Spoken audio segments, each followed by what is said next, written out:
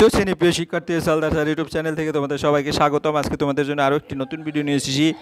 Bangla model প্রশ্ন আর পাশাপাশি text বই সমাধান দেখাবো। সহজ পাঠের 13 অধ্যায় যেটা হচ্ছে আর বাংলার যে প্রশ্ন সেটি হচ্ছে সেট নম্বর 8। অর্থাৎ আমি ইতিপূর্বে আরও 7টি সেট আমার ইউটিউব চ্যানেলে দিয়ে দিয়েছি। তোমরা আমার ইউটিউব চ্যানেলে গিয়ে বাকি সেটগুলি দেখে আসতে পারবে। আর আজকের আলোচনা হবে তৃতীয় পর্যায়ক্রমিক মূল্যায়ন।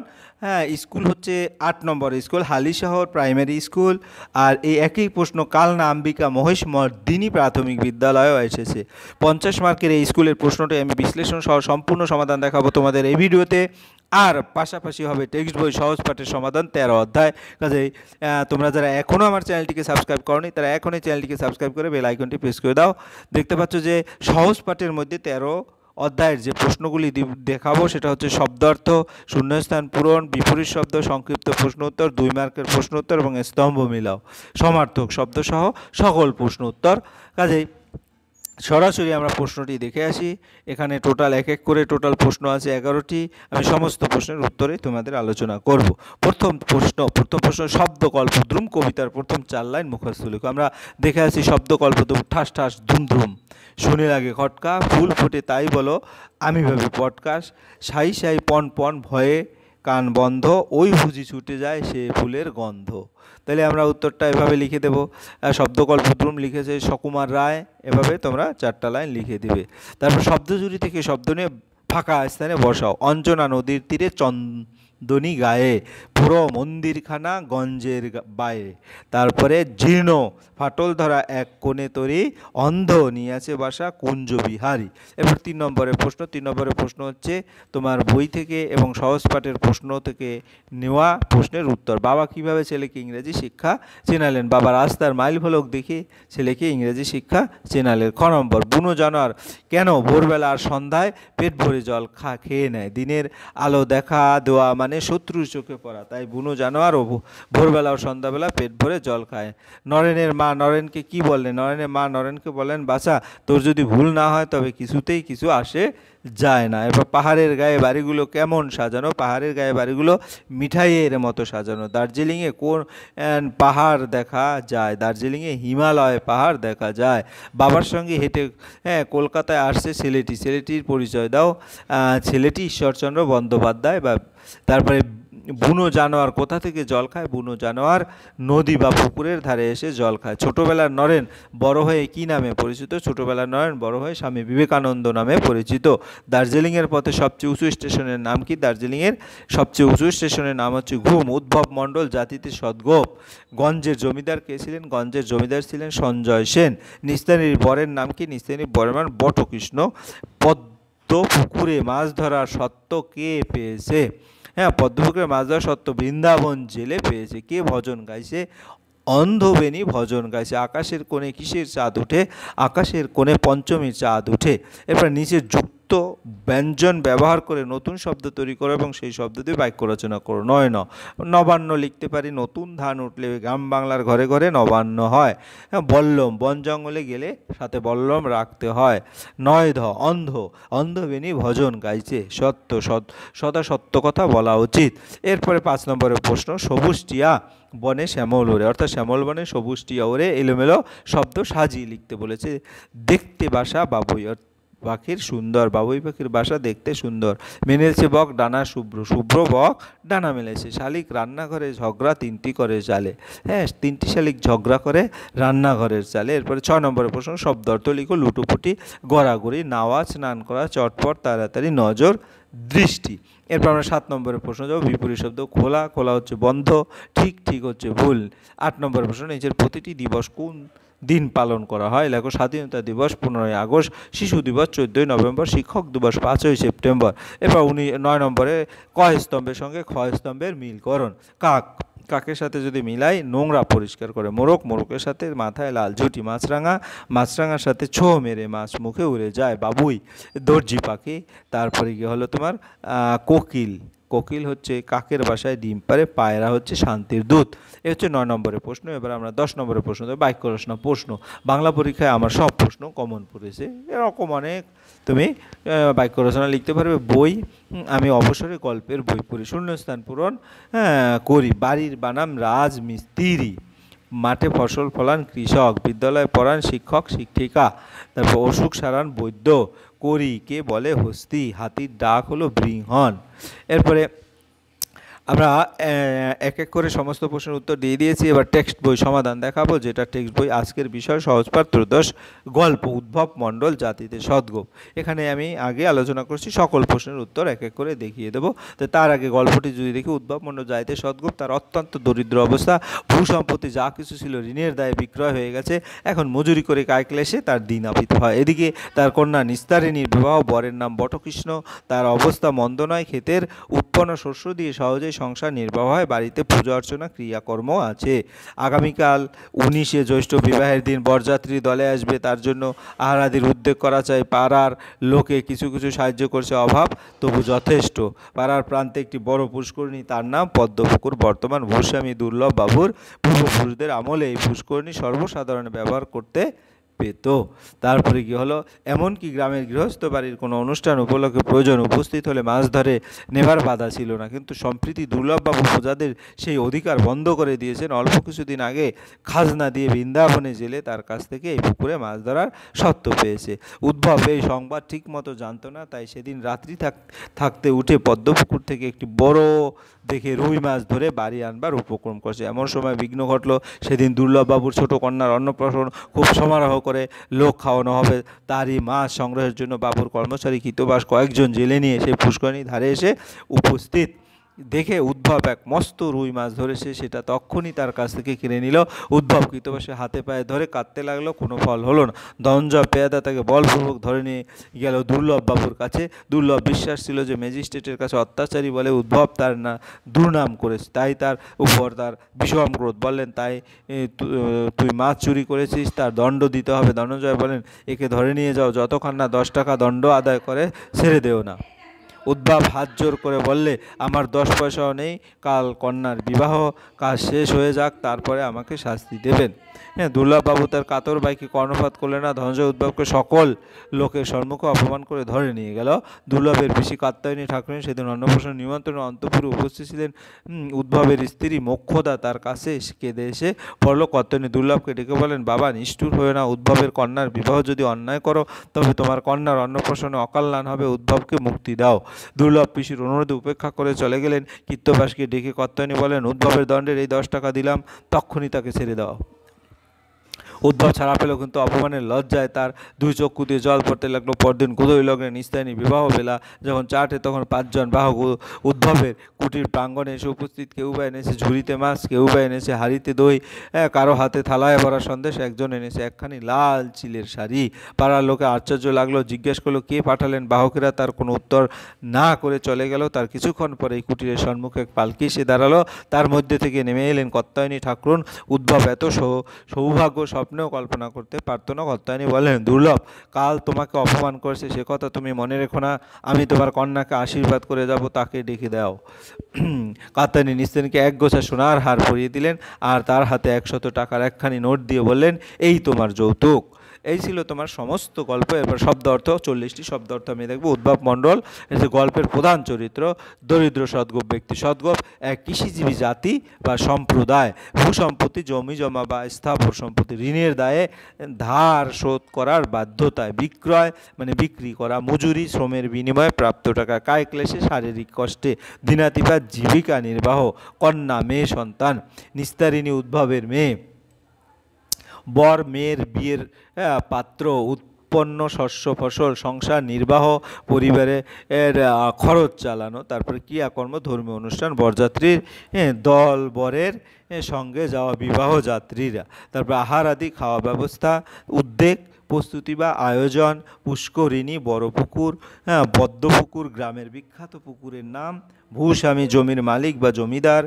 21 নম্বর প্রজা হচ্ছে তোমার জমিদারের অধীনে কৃষক, জনগণ, সত্ত্ব, অধিকার বা অনুমতি, জেলে মাছ ধরার পেশাজীবী, কর্মচারী, চাকর বা অধীনস্থ কর্মী। কৃত্যবাস দুর্লভবাবুর কর্মচারী, পেয়াদা, জমিদারের পাহারাদা বা চৌকিদার। দণ্ড শাস্তি বা জরিমানা, দণ্ড আদায়, জরিমানা টাকা সংগ্রহ করা। কাতর বাক্য, অনুনয় ভরা কথা। তারপর অন্তঃপুর বাড়ির অভ্যন্তর ভাগ, বিশেষত নারীদের প্রজাদের বসবাসের স্থান, কাত্যায়নী ঠাকুরানী, দুর্লভ বাবুর পিসি, বয়োজ্যেষ্ঠ। তারপরে অন্নপ্রাশন, শিশুর প্রথম অন্ন খাওয়ার অনুষ্ঠান, মুক্তি ছেড়ে দেওয়া বা মুক্ত হওয়া, অপমান মানহানি বা লক্ষ্য দেওয়া, গোধূলি লগ্ন, সন্ধ্যার সময়, গরু ঘরে ফেরার সময়, বাহক কিছু বহনকারী ব্যক্তি, ঝুড়ি বাঁশ বা বেতের তৈরি পাত্র, চেলি পাতলা শাড়ির এক ধরন, পালকি বহনযোগ্য যান, প্রাচীনকালের পরিবহন মাধ্যম, যৌতুক বিয়েতে কনের পক্ষ থেকে দেওয়া উপহার বা অর্থ। এরপর আমরা চলে যাব শূন্যস্থান পূরণ। উদ্ভব মণ্ডল যাইতে ড্যাশ সদ্গোপ। উদ্ভব মণ্ডলের অবস্থা ছিল অত্যন্ত ড্যাশ দরিদ্র, ভূসম্পত্তি যা কিছু ছিল ঋণের দায়ে ড্যাশ হয়ে গেছে, বিক্রয় হয়ে গেছে। উদ্ভব এখন ড্যাশ করে দিনে মজুরি করে। উদ্ভবের কন্যার নাম নিস্তারিণী। নিস্তারিণী বরের নাম ড্যাশ বটকৃষ্ণ। বটকৃষ্ণের অবস্থা ড্যাশ নয়, মন্দ নয়। আগামীকাল ড্যাশ জ্যৈষ্ঠ বিবাহের দিন, 19শে জ্যৈষ্ঠ বরযাত্রীর দল আসবে, তার জন্য ড্যাশ করা চাই, আহারাদির উদ্যোগ করা চাই। পাড়ার লোক কিছু কিছু ড্যাশ করেছে, পাড়ার লোক কিছু কিছু সাহায্য করেছে। পাড়ার প্রান্তে একটি বড় ড্যাশ আছে, পুষ্করণী আছে। পুষ্করণীর নাম পুষ্করণীর নাম ছিল তোমার পদ্মপুকুর।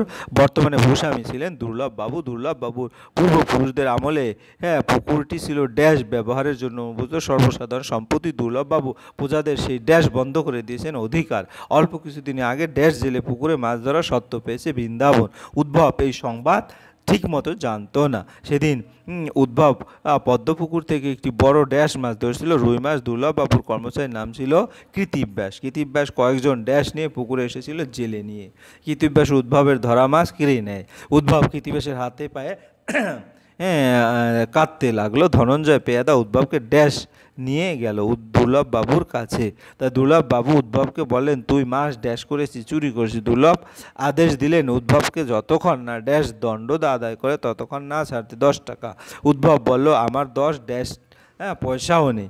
উদ্ভব অনুরোধ করলে যে কন্যার ড্যাশ শেষে শাস্তি দিবেন। বিবাহ শেষে দুর্লভ বাবু উদ্ভবের কাতর ভাইকে ড্যাশ কর্ণপাত করলেন না। দুর্লভের পিসির নাম ছিল ড্যাশ ঠাকুরন কাত্যায়নী। ঠাকুরন কাত্যায়নী সেদিন ড্যাশ অনুষ্ঠানে অন্তঃপুরে উপস্থিত ছিলেন অন্নপ্রাশন। তারপরে উদ্ভবের স্ত্রী মোক্ষদা কেঁদে গিয়ে তার কাছে পড়ল। কাত্যায়নী বললেন, উদ্ভবের কন্যার বিবাহের যদি অন্যায় করো তবে তোমার কন্যার ড্যাশ অকল্যাণ হবে, অন্নপ্রাশনে অকল্যাণ। কাত্যায়নী 10 টাকা দিয়ে উদ্ভবকে মুক্তি দিলেন। উদ্ভব অপমানে 2 চক্ষু দিয়ে কাঁদতে লাগলো। পরদিন গোধূলি লগ্নে নিস্তারিণীর বিবাহ। 5 জন ড্যাশ উদ্ভবের কুটিরে এসে উপস্থিত হয়। বাহক একজন এনেছিল ছুরিতে ড্যাশ মাছ, মাছ। একজন এনেছিল হাঁড়িতে ড্যাশ দই। একজন এনেছিল একখানি লাল ড্যাশ শাড়ি, চেলির শাড়ি। তারপর কাত্যায়নী নিস্তারিণীর হাতে 100 টাকার দিলেন। এই ছিল তোমার টোটাল শূন্যস্থান। এবার বহু নির্বাচনী এমসিকিউ। উদ্ভব মণ্ডল জাতিতে কী ছিলেন? সদ্গোপ। তারপর উদ্ভব মণ্ডলের অবস্থা কেমন ছিল? দরিদ্র। তারপরে উদ্ভবের ভূসম্পত্তি বিক্রয় হয়ে যায় ঋণের দায়ে। উদ্ভব জীবিকা নির্বাহ করতেন তোমার মজুরি করে। উদ্ভবের কন্যার নাম কি? নিস্তারিণী। নিস্তারিণীর বরের নাম কি? বটকৃষ্ণ। গল্পে বটকৃষ্ণ অবস্থা কেমন বলা হয়েছে? বটকৃষ্ণ অবস্থা মন্দ নয়। বিবাহের দিন নির্ধারিত ছিল কোন তারিখে? 19শে জ্যৈষ্ঠ। গ্রামের পুষ্করণীর নাম কি? পদ্মপুকুর। পুষ্করণী কার জমিদারের অন্তর্গত? এটা হচ্ছে তোমার দুর্লভ বাবু। দুর্লভ বাবু প্রজাদের কোন অধিকার বন্ধ করেছিল? মাছ ধরার। পুকুরে মাছ ধরার সত্ত্ব কার কাছে ছিল? মাছ ধরার সত্ত্ব ছিল কি তোমার বৃন্দাবন জেলে। দুর্লভ বাবুর কর্মচারীর নাম কৃতিব্যাস। দুর্লভ বাবুর পেয়াদাকে ধনঞ্জয়। দুর্লভ বাবু উদ্ভবকে কত টাকার দণ্ড দেন? 10 টাকার দণ্ড দেন। উদ্ভবের স্ত্রীর নাম কি? মোক্ষদা। তারপরে কাত্যায়নী ঠাকুরন কে ছিলেন? দুর্লভ বাবুর পিসি। কাত্যায়নী ঠাকুরন উদ্ভবের মুক্তির জন্য কী করলেন? 10 টাকা দিয়ে মুক্তি কিনলেন। নিস্তারিণীর বিবাহের দিনে সোনার হার ও টাকা দিলেন। গল্পের মূল শিক্ষা কি? দয়ার ও মানবতার জয় হয়। তারপরে গিয়ে হলো সংক্ষিপ্ত প্রশ্ন।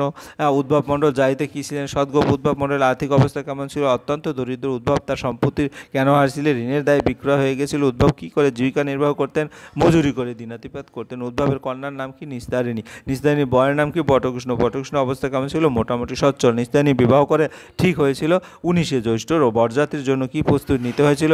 আহারাদির উদ্যোগ করতে হয়েছিল। পাড়ার লোক উদ্ভবকে কিভাবে সাহায্য করেছিল? যা পারা যায় কিছু কিছু সাহায্য করেছিল। পাড়ার প্রান্তের পুষ্করণীর নাম কি? পদ্মপুকুর। পদ্মপুকুরের বর্তমান ভূস্বামী কে ছিলেন? দুর্লভ বাবু। দুর্লভ বাবুর পূর্বপুরুষে আমলে পদ্মপুকুর কার ব্যবহারের জন্য উন্মুক্ত ছিল? সর্বসাধারণের জন্য। দুর্লভবাবু প্রজাদের কোন অধিকার বন্ধ করে দিয়েছিলেন? মাছ ধরার অধিকার। পদ্মপুকুরে মাছ ধরার সত্ত্ব কার ছিল বৃন্দাবন জেলের। উদ্ভব পদ্মপুকুর থেকে কি ধরেছিল?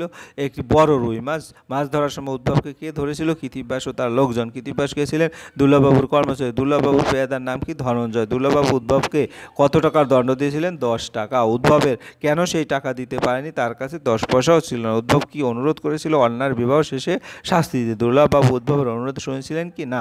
কর্ণপাত করেন। উদ্ভবকে কে ধরে নিয়ে গেল? ধনঞ্জয় পেয়াদা। দুর্লভবাবুর পিসির নাম কি? কাত্যায়নী ঠাকুরন। কাত্যায়নী ঠাকুরন কোথায় উপস্থিত ছিলেন? সেদিন দুর্লভবাবুর কন্যার অন্নপ্রাশনে। উদ্ভবের স্ত্রীর নাম কি? মোক্ষদা। মোক্ষদা কার কাছে কেঁদে পড়েছিল? কাত্যায়নী ঠাকুরনের কাছে। কাত্যায়নী দুর্লভ বাবুকে কি উপদেশ দিয়েছিল? উদ্ভবের কন্যার বিবাহের অন্যায় না করতে। কাত্যায়নী দুর্লভের অনুরোধ মানলেন কি না? তিনি নিজ উদ্যোগে নিলেন। তারপরের প্রশ্ন, কাত্যায়নী কীভাবে উদ্ভবকে মুক্তি দিলেন? 10 টাকা দিয়ে উদ্ভবকে সারিয়ে নিলেন। উদ্ভবের মুক্তি পাওয়ার পর কেমন অনুভব হলো? অপমান ও লজ্জায় কেঁদেছিল। নিস্তারিণী বিবাহ কবে অনুষ্ঠিত হয়েছিল? পরদিন গুধূলি লগ্নে। বিবাহের দিনে উদ্ভবের বাড়িতে কারা এলো? 5 জন বাহক এলো। বাহকেরা কি কি এনেছিল? মাছ, দই, সন্দেশ, লালচেরি শাড়ি। তারপর বাহকেরা কারা পাঠিয়েছিল? কেউ জানতো কি না? কেউ উত্তর দেয়নি। বিবাহের দিনে উদ্ভবের বাড়িতে কে আগমন করেন? কাত্যায়নী ঠাকুরন। কাত্যায়নী নিস্তারিণী কি উপহার দেন? 1 গাছি সোনার হার, 100 টাকার নোট। কাত্যায়নী স্ত্রীকে কি আশীর্বাদ দেন? সুখী দাম্পত্য জীবনের কামনা করেন। গল্পের মূল শিক্ষা কি? দয়া, মানবতা, অন্যায়ের প্রতিবাদে জয়। এরপরে হলো তোমার 2 নম্বরের প্রশ্ন, উদ্ভব মণ্ডলের আর্থিক অবস্থার বর্ণনা দাও। উদ্ভব মণ্ডলের কন্যা নিস্তারিণী বিবাহের প্রস্তুতি কেমন ছিল? তারপর পদ্মপুকুর গল্পে কি ভূমিকা পালন করে? দুর্লভ বাবুর চরিত্র সম্পর্কে সংক্ষেপে আলোচনা করো। কাত্যায়নী ঠাকুরের চরিত্র বিশ্লেষণ করো। উদ্ভবের অপমানের ঘটনা কিভাবে ঘটেছিল? তারপরে কাত্যায়নী ঠাকুরন কিভাবে মানবতার পরিচয় হয়? গল্পে অভাব কীভাবে প্রধান বিষয় হয়ে উঠেছে? এই ছিল টোটাল 8টি প্রশ্ন। এবার 9, গল্পে অন্যায় বনাম ন্যায়ের সংঘাত কীভাবে প্রকাশ পেয়েছে? গল্পের মূল শিক্ষা বা নীতি নির্ধারক কী? বিপরীত শব্দ, দরিদ্র ধনী, বিক্রয় ক্রয়, অভাব প্রাচুর্য, দিন রাত্রি, কষ্ট সুখ। তারপরে ভালো মন্দ, সর্বসাধারণ, বিশেষ ব্যক্তি, বন্ধ খোলা, অধিকার, বঞ্চনা, জানা অজানা, ধরা ছাড়া, কাদা হাসা, দণ্ড, পুরস্কার, মুক্তি, বন্দি, করুণা, নিষ্ঠুরতা, ন্যায় অন্যায়, ধন দারিদ্র, লজ্জা, গর্ব, প্রজারা, ভূস্বামী, দয়া অত্যাচার, জীবন মৃত্যু, সম্মান অপমান, আশা নিরাশা, শান্তি অশান্তি, সুখ দুঃখ, সচ্ছল নিঃস্ব, মুক্ত আবদ্ধ, বড় ছোট, মানবতা অমানবিকতা, আলো অন্ধকার। এরপরে সমার্থক শব্দ, উদ্ভব মণ্ডল গল্প থেকে নিয়ে। তাই দরিদ্র হচ্ছে গরিব, নিঃস্ব ভূসম্পত্তি, জমি জমা, স্থাবর সম্পত্তি, ঋণ, ধার দেনা, বিক্রয় বিকৃত, মজুরি। এভাবে করে তোমরা টোটাল আমি সমার্থক শব্দ দিয়ে দিছি 30টি সমার্থক শব্দ। এরপরে হচ্ছে তোমার বাম স্তম্ভের সঙ্গে ডান স্তম্ভ মিলানো। যেমন উদ্ভব মণ্ডলের সাথে যদি বলি 1-এর উত্তর হবে খ। 1-এর উদ্ভবের কন্যা। তারপরে তোমার চরিত্রের পরিচয়। নিস্তারিণী কি? নিস্তারিণী হচ্ছে 2-এর গ, অর্থাৎ তোমার নিস্তারিণীর বর। তারপর বটকৃষ্ণ 3-এর ঘ। 3-এর বটকৃষ্ণ হচ্ছে গ্রামের জমিদার। তারপর দুর্লভ বাবু 4-এর উমু, দুর্লভ বাবুর পিসি। তারপর কাত্যায়নী ঠাকুরন, এটা হচ্ছে 5 নম্বরে হচ্ছে চ। এরপর আমরা চলে যাবো বামের ছবির সঙ্গে দাঁড়ানো আছে পদ্মপুকুর। পদ্মপুকুরের যদি উত্তরটা দেখি 1-এর খ, অর্থাৎ পদ্মপুকুর কি? পদ্মপুকুর অন্নপ্রাশনের আয়োজন স্থল। দুর্লভ বাবুর বাড়ি নিস্তারিণী বিবাহের স্থান। উদ্ভবের কুটির 3-এর ঘ, 3-এর স্থানের বিয়ের উপহার। এভাবে করে তোমরা উত্তরগুলি দেখে নাও, ঠিক আছে? স্তম্ভ মিলকরণের ক্ষেত্রে এরকম। পরিশেষে বলবো, তোমরা যদি ভিডিওটি মনোযোগ সহকারে দেখো, একদিকে যেমন একটা পূর্ণাঙ্গ মডেল প্রশ্ন সমাধান দেখালাম, আর একদিকে তোমার হলো 13 অধ্যায়ের সমস্ত যে সহজ পাঠের উত্তর কিভাবে আসে সেটা দেখিয়ে দিলাম। পরিশেষে বলবো, তোমরা যারা এখনও আমার চ্যানেলটিকে সাবস্ক্রাইব না করে আমার ভিডিও দেখছো, এখনই চ্যানেলটিকে সাবস্ক্রাইব করে বেল আইকনটি প্রেস করে দাও। ভিডিওটি দেখার জন্য অসংখ্য ধন্যবাদ। ভিডিওটি ভালো লাগলে লাইক কমেন্ট শেয়ার করতে ভুলবে না। আজ এই পর্যন্তই, ধন্যবাদ সবাই।